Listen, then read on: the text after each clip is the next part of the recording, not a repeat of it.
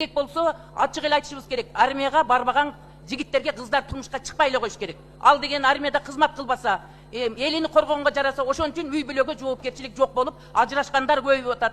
Тирүү жетим балдардын саны көбөйүп атат. Эркек балдарыбыздын мүнөзү жумшак болуп, эрке талтаң болуп, анан жоопкерчиликти сезбестен үй бүлө институту талкаланганы ушундан болуп атат. Эркектерибиз өзүнүн үй бүлөлүк кожоюнчулугун сезиш керек. Ал үчүн армияда сөзсүз түрдө кызмат кылып. Туура Надира Азимовна, сиз абдан туура айттыңыз. Ырайкандын бир ыры бар.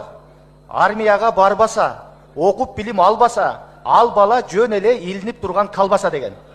Анысыңардай сөзсүз жигиттер армияга барыш керек. Анан армияда өзүнүн эрежеси, тартиби бар, катуу тартип болуш керек. Анча-мынча какукус болот, какус-кукус. Анан ошонун баарына ызылдай берген болбойт. Албетте эми чектен ашып кеткен учурларда аны атайын комиссия текшерип тийиштүү жазаларын берет. Бирок армия катуу болуш керек. Армияда тартип болбосо, анча-мынча какус-кукус болбосо, анда ал жөн эле бир эс ала турган же окуй турган жай эмес. Ал жерде кызмат өтөгөндө мындай жигиттер ошон менен бышат. Анан